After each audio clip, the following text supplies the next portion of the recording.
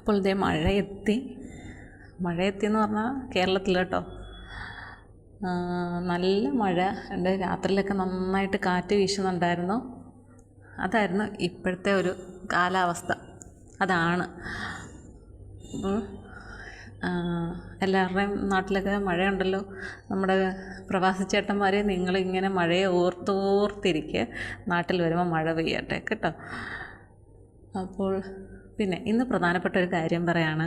വേറെ ഒന്നുമല്ല, 2 ദിവസത്തേക്ക് മുമ്പ് ഞാൻ എൻ്റെ ഫ്രണ്ട്സിനും അത്യാവശ്യം കുറച്ച് ബന്ധുക്കൾക്കൊക്കെ, എല്ലാവർക്കും ഇല്ല, കൂടി വന്ന ഒരു 10-12 പേര് കാണുമായിരിക്കും, അവർക്കൊക്കെ ഞാൻ എൻ്റെ ചാനലിൻ്റെ ഡീറ്റെയിൽസ് കൊടുത്തു.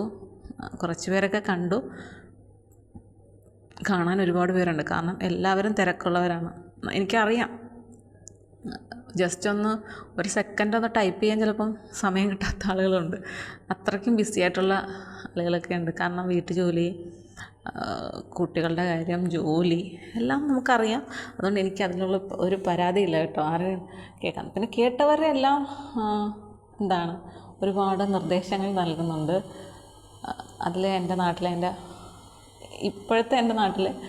എൻ്റെ ബെസ്റ്റ് ഒരു ഫ്രണ്ടുണ്ട്. ഞാൻ ആരുടെയും പേരൊന്നും പറയുന്നില്ല, കാരണം അത് അവർക്കൊരു ബുദ്ധിമുട്ടാവില്ലല്ലോ. അതുകൊണ്ട് പറയുന്നില്ലെന്നേ ഉള്ളൂ. അപ്പോൾ അവൾ ഓരോ വീഡിയോസും കണ്ടിട്ട് എനിക്ക് കറക്റ്റായിട്ട് കാര്യം പറഞ്ഞു തരുന്നുണ്ട്. അതിലൊരുപാട് താങ്ക്സ്. ഒരാൾ വിളിച്ചിട്ട്, അതെൻ്റെ മറ്റൊരു ഫ്രണ്ടാണ്, എൻ്റെ ഫ്രണ്ടിൻ്റെ അനിയത്തിയാണ്. രാവിലെ തന്നെ അതും കേട്ടിട്ടാണ് ഞാൻ എണ്ണീറ്റ്. എന്നത് ദിവസം പോക്കാണോ എന്ന് ഞാൻ ചിന്തിച്ചു. വേറൊന്നുമല്ല, വിളിച്ചിട്ട് ഞാൻ ഈ വീട്ടിൽ വളർത്തുന്ന നായ്ക്കളുടെയും പൂച്ചകളുടെയും ഒക്കെ കാര്യം പറഞ്ഞിട്ടുണ്ടായിരുന്നു. കാരണം എൻ്റെ ഒരു കൺസെപ്റ്റ് വെച്ച് നിങ്ങൾ ഇത്രയും ശല്യക്കാർ തന്നെയാണ്. പിന്നെ ഒരു കാര്യമുണ്ട്, ഭൂമിയിൽ ജീവിക്കാൻ എല്ലാവർക്കും അവകാശമുണ്ട് അല്ലേ. എല്ലാവരും അവരവരുടെ ഒപ്പം ജീവിക്കേണ്ട ആളുകളെ തിരഞ്ഞെടുക്കുന്നവരാണ്. നമ്മൾ മനുഷ്യരങ്ങനെയാണ് അല്ലേ. അപ്പം മനുഷ്യർക്ക് മാത്രമല്ല ആ ഒരു കാര്യം വേണ്ടത് എല്ലാ ജീവജാലങ്ങൾക്കും ഉണ്ട്. നമ്മൾ കവി പറയുന്ന പോലെ സ്വർണം കൊണ്ട് നിർമ്മിച്ച കൂട്ടിലാണ് കിടക്കുന്നതെങ്കിലും അടച്ചിട്ടിരിക്കുക തന്നെയല്ലേ ബന്ധനം തന്നെയല്ലേ. അതൊരിക്കലും ആരും ആഗ്രഹിക്കുന്നില്ല. അപ്പോൾ എനിക്ക് ആ മെസ്സേജ് അയച്ച ഫ്രണ്ട് പറയുന്നു, ഇഷ്ടമില്ലെങ്കിൽ പിന്നെ ഇഷ്ടമില്ല എന്നുള്ളത് ഓക്കെ. അതിങ്ങനെയൊക്കെ പറയുമ്പോൾ അത് ഇഷ്ടപ്പെടുന്ന ആളുകൾക്ക് അത് എത്ര ബുദ്ധിമുട്ടാണ്. കാരണം അവളുടെ വീട്ടിലൊരു പട്ടിക്കുട്ടിയുണ്ട്, ഭയങ്കര ഇഷ്ടമാണ്. അതുകൊണ്ടാണ് അവളുടെ ആ ദേഷ്യം മുഴുവൻ എൻ്റെ അടുത്തുനിന്ന് രാവിലെ തീർത്തു. ഞാൻ പറഞ്ഞു, എനിക്കിഷ്ടമില്ല എന്നൊന്നും ഞാൻ പറഞ്ഞിട്ടില്ല. എനിക്കിഷ്ടമാണ്, ഇവരെയൊക്കെ ഇഷ്ടമാണ്. പക്ഷേ വീട്ടിനകത്ത് കയറുന്നത് മാത്രം എനിക്കിഷ്ടമല്ല. പിന്നെ എനിക്ക് ഒരിക്കലും ഉൾക്കൊള്ളാൻ പറ്റാത്തതെന്ന് പറഞ്ഞു കഴിഞ്ഞാൽ ഈ ഒറ്റ കാര്യമാണ്. നമ്മൾ മനുഷ്യർ, നമ്മളെ ഒരു റൂമിനകത്ത് പിടിച്ച് പൂട്ടിയിട്ട് നോക്കട്ടെ, നമ്മൾ അംഗീകരിക്കും? നമുക്ക് മറ്റുള്ളവരോട് സഹകരിക്കാൻ ഇല്ലേ. നമ്മൾ കുറേ പക്ഷികളോടും മൃഗങ്ങളോടും മാത്രം കൂട്ടുകൂടിയിരിക്കുന്ന, അല്ലാതെ നമ്മൾ മനുഷ്യരോടൊപ്പം ഇറങ്ങി പ്രവർത്തിക്കുന്നില്ല അല്ലെങ്കിൽ മിണ്ടുന്നില്ല എന്നൊക്കെ ചെയ്താൽ നമ്മുടെ സ്വഭാവത്തിൽ വ്യത്യാസം വരും. അപ്പോൾ അതുപോലെ തന്നെയാണ് ഈ ജീവികളുടെ കാര്യങ്ങൾ. ഇവർക്കും ഒരു കൂട്ട് വേണം, അവർക്കും ഒരു കുടുംബം വേണം ഇല്ലേ. അങ്ങനെയൊക്കെയാണ്. അപ്പോൾ കഴിഞ്ഞ ദിവസം ഇവിടെ അടുത്ത് ഒരു പട്ടിക്കുഞ്ഞ്, 3 പട്ടിക്കുഞ്ഞുങ്ങൾ ഒരു വീട്ടിൽ ഉണ്ടായി. അപ്പം ഒരെണ്ണത്തിനെ അവരെടുത്തിട്ട് 2 എണ്ണത്തിനെ ഉപേക്ഷിക്കുക എന്നുള്ളതാണ് തീരുമാനിച്ചു വെച്ചിരിക്കുന്നത്. അപ്പോൾ എനിക്കത് അറിഞ്ഞപ്പോഴത്തേക്കും ഭയങ്കര സങ്കടം.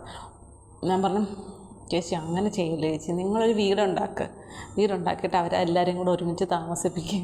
നിങ്ങൾക്ക് സ്ഥലമുണ്ടല്ലോ, ഒരു സൈഡ് ചേർത്ത് അവർ നോക്ക്. പിന്നെ ഇതുങ്ങൾക്ക് വേണ്ട ഇഞ്ചക്ഷനും മറ്റു കാര്യങ്ങളൊക്കെ ഉണ്ട്, അതൊക്കെ ചെയ്താൽ പോരെ എന്ന് ഞാൻ പറഞ്ഞു. പക്ഷേ അത് പ്രായോഗികമല്ല മിക്കവർക്കും. ഞാൻ പറഞ്ഞു, നിങ്ങൾ ഈ വീട്ടിൽ 3-4 പേരില്ലേ, നിങ്ങൾ ഓരോരുത്തരും കഴിക്കുന്ന ഭക്ഷണത്തിന് ബാക്കി വരുന്നത് അതുങ്ങൾക്ക് കൊടുത്താൽ മതി എന്നൊക്കെ ഞാൻ പറഞ്ഞു. കാരണം അതുങ്ങൾക്കും ഈ ഭൂമി ജീവിക്കണമല്ലേ, അതൊരു ജീവനല്ലേ, നമ്മളെപ്പോലെ തന്നെയുള്ള ജീവൻ. ചിലർ വീടിനകത്ത് വളർത്തുന്നവരുണ്ട്, അതൊക്കെ ഓരോരുത്തരുടെ ഇഷ്ടം. പക്ഷേ ഇതെല്ലാം ഇഷ്ടമാണെങ്കിൽ അത് ഒരു വിധത്തിലും മറ്റൊരാൾക്ക് ദോഷമായി ബാധിക്കരുത്. കാരണം ഞാൻ കഴിഞ്ഞ ദിവസം പറഞ്ഞിട്ടുണ്ടായിരുന്നു, ഇവിടെ അടുത്തൊരു പട്ടി ഒരു വീട്ടിൽ വളർത്തുന്നു, അതിനെ അഴിച്ചു വിട്ടിട്ട് അതിവിടെ നടത്തിയ പരാക്രമങ്ങൾക്ക് കയ്യും കണക്കുമില്ലെന്ന് പറഞ്ഞു. എത്ര പേരെ ഇട്ട് ഓടിച്ചതെന്നറിയാമോ. ഒരു ദിവസം ഞാൻ കണ്ടുകൊണ്ട് നിൽക്കുകയാണ്, ഞാൻ മുകളിൽ നിന്നപ്പം താഴെ പട്ടി ഇതെങ്ങനെ അതിനെ അഴിച്ചു വിട്ട് എന്ത് സംഭവിച്ചാണെന്ന് അറിയത്തില്ല. ഏതായാലും അവരുടെ പിന്നെ ഗേറ്റ് തുറന്ന് കിടക്കുമായിരുന്നു. അതിനെ അഴിച്ചു വിട്ടപ്പം ഗേറ്റ് കൂടെ അത് പുറത്തേക്ക് വന്നതാണ്. തൊട്ട് വാതിൽക്ക് ഒരു വീടുണ്ട്, ഒരു കൊച്ചു കൊച്ചനാണ്, 6-7 ഇപ്പോൾ പഠിക്കുന്ന പ്രായമുള്ളെന്ന് തോന്നുന്നു. അതിൻ്റെ ദേഹത്തോട്ട് ഈ പട്ടി ചാടിക്കയറി. ഞാൻ എന്ത് ചെയ്യണമെന്നറിയത്തില്ല. അത് ബഹളം വെച്ചപ്പോഴത്തേക്ക് ഏതായാലും അതിൻ്റെ അച്ഛൻ ഓടി വന്നു, പട്ടിയുടെ ഉടമസ്ഥനും ഓടി വന്നു. അപ്പം ആ കൊച്ചൻ്റെ അച്ഛൻ കുറേ വഴക്കൊക്കെ പറഞ്ഞു അയാളെ. അല്ലാതെ എന്ത് ചെയ്യാൻ പറ്റും? കാരണം ഈ കൊച്ചനങ്ങ് ശരിക്കും പേടിച്ച് അങ്ങനെ ഒരു ബുദ്ധിമുട്ടുണ്ടായി. അപ്പം അതൊക്കെ എനിക്ക് ഉൾക്കൊള്ളാൻ പറ്റില്ല. അതൊന്നും ഒരു ശരിയായ കാര്യമല്ല. വളർത്തുക, അത് അവരുടെ ഇഷ്ടം. കഴിഞ്ഞ ദിവസം ഞാനൊരു വീട്ടിലോട്ട് അത് നോക്കണേ, ഇവിടെ ഒരു പട്ടിയുണ്ട്, ഇത് എവിടെങ്ങാണ്ടുണ്ടോ നോക്കി ഇങ്ങനെ നോക്കിയപ്പോൾ അതിനെ കൂട്ടിലിട്ടേക്ക്. സമാധാനം.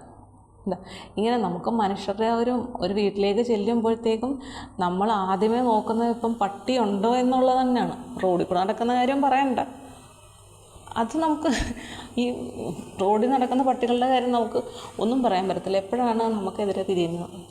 അതുപോലെ തന്നെ അപ്പം വീട്ടിലേക്ക് ചെല്ലുമ്പോഴും ഈ പട്ടിയുടെ കാര്യം എന്ന് പറയുന്നത് വലിയൊരു ബുദ്ധിമുട്ടാണ്. കഴിഞ്ഞ ദിവസം ഞാൻ എൻ്റെ നാട്ടിൽ പോയപ്പോഴത്തേക്ക് അമ്മയും ഞാനും കൂടി ഇങ്ങനെ ഞങ്ങളുടെ ബന്ധുവിൻ്റെ വീട്ടിലേക്ക് പോവാണ്. ഗേറ്റ് തുറക്കുകയും റോഡിൽ നിന്നുകൊണ്ട് ഒരു ചേച്ചി പറഞ്ഞു, തുറക്കല്ലേ പട്ടി കഴിച്ചു വിട്ടേക്കും, അതിൻ്റെ കൈ കിട്ടിയാൽ പിന്നെ മിച്ചം കാണത്തില്ലെന്ന്.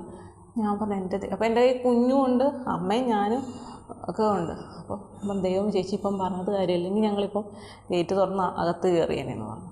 അപ്പം ഞങ്ങളുടെ സൗണ്ട് കേട്ടോണ്ട് അവിടുത്തെ അച്ഛൻ വന്ന് പട്ടിയെ പൂട്ടി, എന്നിട്ടാണ് ഞങ്ങളെ അകത്തോട്ട് കയറ്റിയത്. ഒന്ന് ആലോചിച്ച് നോക്കിയേ, എന്തെങ്കിലും ഒന്ന് സംഭവിച്ചു കഴിഞ്ഞിട്ട് കാര്യമില്ല. അതുങ്ങൾക്ക് വല്ലതും അറിയാമോ? നമ്മുടെ അത്രയും വിവേകമുണ്ടോ അതുങ്ങൾക്ക്? വിവേകമില്ലാത്തത് കൊണ്ടാണ് അത് ജന്തുവർഗമായതും നമ്മൾ മനുഷ്യവർഗമായത്. മനുഷ്യരിപ്പം ജന്തുക്കളെക്കാട്ടിലും അപ്പുറമായി മാറിയിരിക്കുകയാണ്, വിവേകം ഒട്ടും ഇല്ലാത്ത രീതിയിൽ. ഇപ്പോൾ എത്ര പേരാണ് പട്ടി കടിച്ചിട്ട് കൊച്ചു കുഞ്ഞുങ്ങളൊക്കെയല്ല മരിക്കുന്നത്. അത് കാണുമ്പോൾ ഭയങ്കര സങ്കടമുണ്ട്. എനിക്ക് ഈ ജീവികളെ ഇഷ്ടക്കേടൊന്നുമില്ല, എനിക്കിഷ്ടമാണ്. പക്ഷേ വളർത്താനൊന്നും താല്പര്യമില്ല. കാരണം അതുങ്ങളുടേതായിട്ടൊരു ലോകമുണ്ട്, അവിടെ നമ്മൾ കൈകടത്തുന്നത് ശരിയല്ല എന്നാണ് എൻ്റെ അഭിപ്രായം. അത് ഞാൻ പറഞ്ഞതേ ഉള്ളൂ. പിന്നെ അതുങ്ങളെ സ്നേഹിക്കുന്നവർക്ക് സ്നേഹിക്കാം, ഇഷ്ടം പോലെ വളർത്താം. പൊന്നുപോലെ നോക്കുന്നവരും കൂടെ കിടത്തി ഉറക്കുന്നവരും ഒക്കെ ഉണ്ട്. ഈ പട്ടിയെ പൂച്ച മാത്രമല്ല, പക്ഷികളെ അതുപോലെ തന്നെ ഉണ്ട്. പത്രത്തിൽ പരസ്യം കൊടുത്തവരുണ്ട്, ഒരു തത്തയെ കാണാതെ പോയിട്ട്. ഇതൊക്കെ ഞാൻ നേരത്തെ കുറേ വീഡിയോസിലൊക്കെ പറഞ്ഞിട്ടുണ്ട്. ഇതൊക്കെ ഓരോരുത്തരുടെയും വ്യക്തിപരമായ ഇഷ്ടങ്ങളാണ്. എൻ്റെ ഇഷ്ടം ഞാൻ എൻ്റെ ചാനലിൽ കൂടെ പറയുന്നു എന്ന് മാത്രമേ ഉള്ളൂ. അപ്പോൾ ഇതെല്ലാം കേട്ട് കഴിഞ്ഞപ്പോൾ ഞാൻ ആദ്യം അതിനനുസരിച്ച് മറുപടി കൊടുത്തു. അത് കഴിഞ്ഞിട്ട് ഞാൻ വെച്ച് എന്തോ സംതിങ് ഉണ്ട്.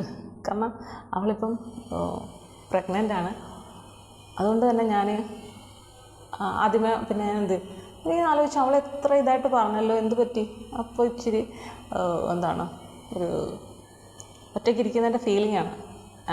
ആ മെസ്സേജ് അയച്ചത് മൊത്തം ഡിലീറ്റ് ചെയ്തിട്ട് ഞാൻ തീരുമാനിച്ചു, എൻ്റെ കുഞ്ഞിനെ ഫുഡൊക്കെ കൊടുത്ത് അവളെ കുളിപ്പിച്ച് റെഡിയായി കഴിയുമ്പോൾ ആദ്യം ചെയ്യേണ്ടത് അവളെ വിളിക്കുക എന്നുള്ളതാണ്, എൻ്റെ ഫ്രണ്ടിനെ. അങ്ങനെ അവളെ കൊടുത്തു കഴിഞ്ഞിട്ട് ഞാൻ വിളിച്ചു. മെസ്സേജ് എല്ലാം ഡിലീറ്റ് ചെയ്തിട്ട് ഞാൻ വിളിച്ചു. ഞാൻ ചോദിച്ചു, എന്താ പ്രശ്നം ചോദിച്ചേ. കാരണം ഈ വീഡിയോ ഞാൻ പറഞ്ഞു, നിനക്കുള്ള വീഡിയോ ഞാൻ അടുത്ത് ഇടുന്നുണ്ടെന്ന് പറഞ്ഞിട്ടുണ്ട്, ഇത് അവൾ കേൾക്കട്ടെ. ഞാൻ പറഞ്ഞു, എന്താ പ്രശ്നം, എന്താണ്? ഭയങ്കര ടെൻഷനിലാണല്ലോ, ഭയങ്കര ദേഷ്യത്തിലാണല്ലോ എന്ന് ചോദിച്ചു. അപ്പോഴും എന്നോട് സംസാരിക്കുമ്പോൾ അങ്ങ് ദേഷ്യമാണ്. ഞാൻ പറഞ്ഞു, നീ സമാധാനപ്പെടും, ആരോടെ ദേഷ്യപ്പെടുന്നത്? അങ്ങനെ കുറച്ച് നേരം, ഒരു അരമണിക്കൂറോളം ഞാൻ സംസാരിച്ചു തോന്നി, ചിലപ്പോൾ അതിൻ്റെ അപ്പുറം സംസാരിച്ച് കാണും. സംസാരിച്ച് ഇടയ്ക്കൊക്കെ ആശയായിട്ട് ചിരിക്കാൻ തുടങ്ങി ഓരോന്ന് പറയുമ്പം. അപ്പോഴാണ് എനിക്ക് സമാധാനമായത്. കാരണം അവൾ വേറൊരു മൂഡിലേക്ക് നിന്നിരുന്നു എന്ന് എനിക്ക് മനസ്സിലായതുകൊണ്ടാണ്. കാരണം നമ്മൾ സ്ഥിരം ഒരാളോട് സംസാരിക്കുന്നു അല്ലേ, നമുക്ക് വോയിസ് അയക്കുന്നു, മെസ്സേജ് അയക്കുകയൊക്കെ ചെയ്യുന്ന ഒരാൾ ഡൗൺ ആകുമ്പോൾ നമുക്ക് മനസ്സിലാവും. അവൾക്ക് ഇപ്പോഴല്ല, കുറച്ച് ദിവസത്തിന് മുമ്പ്. കാരണം എനിക്ക് തോന്നി എന്തോ ഒരു ബുദ്ധിമുട്ടൊക്കെ ഉണ്ട്. കാരണം നമ്മൾ സ്റ്റാറ്റസ് ഇടുന്നതിനൊന്നും പ്രത്യേകിച്ചൊന്നും പറയുന്നില്ല, ചിലതൊന്നും കാണുന്നില്ല, ഒരുപാട് താമസിച്ച് കാണുന്നു. നേരത്തെ നിന്ന് ഒത്തിരി വ്യത്യാസം എനിക്ക് തോന്നി. അപ്പോഴെല്ലാം ഞാൻ വിളിക്കണമെന്ന് വിചാരിച്ച്. പിന്നെ ആകെ ഒരു സ്റ്റേജിൽ എല്ലാവർക്കും ദേഷ്യവും വാശിയൊക്കെ കാണുമല്ലോ. ഞാനും അനുഭവിച്ച ഒരു ഇതായതുകൊണ്ട് ഞാനതുകൊണ്ട് വേണ്ട എന്ന് വിചാരിച്ചു. പിന്നെ ഇന്ന് വിളിച്ചു കഴിഞ്ഞപ്പോൾ എനിക്ക് ഭയങ്കര സന്തോഷം. അപ്പം ടി വി ഒന്നും കാണാതെ ഇങ്ങനെ ഒരു റൂമിൽ ഇരിപ്പാണ്. റെസ്റ്റ് പറഞ്ഞുകൊണ്ട് ടി വി ഒന്നും കാണാതെ അങ്ങനെ ഇരിക്കുകയാണ്. ഞാൻ ചോദിച്ച്, അപ്പോൾ ആദ്യമേ തന്നെ ഞാൻ അവളോട് പറഞ്ഞതാണ്, ഇത്രയും നാൾ ഇനി ഒറ്റയ്ക്കൊക്കെയാണ് കൂടുതൽ സമയം ഇരിക്കേണ്ടത്, ടി വി കാണുക, ഇഷ്ടമുള്ള കാര്യങ്ങളൊക്കെ ചെയ്യുക എന്നെല്ലാം ഞാൻ പറഞ്ഞേ. പക്ഷേ ടി വി ഇതുവരെ കാണുന്നില്ലായിരുന്നു. ഈ ഫോണോ അല്ലെങ്കിൽ എന്തെങ്കിലും മറ്റെന്തെങ്കിലുമൊക്കെ ഉള്ളൂ പുള്ളിക്ക്. അപ്പോൾ അതിൽ കുറേ സമയം ഒറ്റയ്ക്കൊക്കെ ഇരിക്കേണ്ടി വരും. അപ്പോൾ അതിൻ്റെ ഒരു ബുദ്ധിമുട്ടായിരുന്നു എന്നോടുള്ള ദേഷ്യത്തിൻ്റെ രൂപത്തിൽ പുറത്തേക്ക് വന്ന വാക്കുകൾ. ഞാൻ ഞെട്ടിപ്പേ, ഇവളെന്താ ഇത്ര ദേഷ്യത്തോടെ എന്നോട് സംസാരിക്കുന്നത് എന്നുള്ളത്. ഏതായാലും എനിക്ക് അതിനുള്ള മറുപടി അയക്കാൻ തോന്നിയ സമയത്ത് എനിക്ക് വിളിക്കാൻ തോന്നിയല്ലോ എന്ന് ഓർത്ത് എനിക്ക് ഒരുപാട് സന്തോഷമുണ്ട്. വേറൊന്നുമല്ല, ഇടയ്ക്കൊക്കെ 1-2 പ്രാവശ്യം ചിരിക്കുന്നൊക്കെ ഉണ്ടായിരുന്നു. നമുക്ക് ആ ഒരു ചിരിയാണല്ലോ ആവശ്യം, അല്ലേ? അവൾ ചിരിക്കുമ്പോൾ ഉള്ളിലുള്ള ആളും ചിരിക്കുകയല്ലേ. അപ്പോൾ അത് നമുക്ക് ഭയങ്കര സന്തോഷമാണ്. കരയിപ്പിക്കുന്നതിനെക്കാട്ടി നല്ലത് ചിരിപ്പിക്കുന്നത് തന്നെയല്ലേ, അല്ലേ? നമ്മൾ കാരണം മറ്റൊരാൾ കരയുന്നു എന്ന് പറയുമ്പോൾ അത് നമ്മുടെ ഏറ്റവും ക്രൂരമായ സ്വഭാവത്തിൻ്റെ പ്രതികരണമാണ് ആ കരച്ചിൽ. പക്ഷേ ചിരിയെന്ന് പറയുമ്പോൾ നമ്മുടെ ഉള്ളിലുള്ള ദൈവികമായിട്ടുള്ള അല്ലെങ്കിൽ പോസിറ്റീവായിട്ടുള്ള എനർജിയുടെ ഭാഗമാണ് ചിരി. അതുകൊണ്ട് എല്ലാവരും മറ്റുള്ളവരെ സന്തോഷിപ്പിക്കാനായിട്ട് ശ്രമിക്കും. ആരെയും വിഷമിപ്പിക്കണ്ട. നമ്മളെ വിഷമിപ്പിച്ചുകൊണ്ട് ആരും സന്തോഷമായിട്ടിരിക്കാം എന്നും ഒരുപാട് ചിന്തിക്കണ്ട കേട്ടോ. അങ്ങനെയുള്ളവർക്കൊക്കെ വേറെ വഴി കൂടെയൊക്കെ കിട്ടാനുള്ളതൊക്കെ കിട്ടിക്കോളും.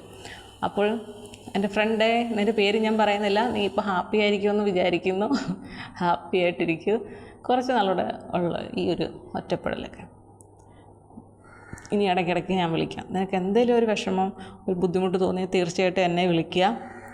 ഞാൻ സംസാരിക്കുന്നതായിരിക്കും. ഓക്കെ.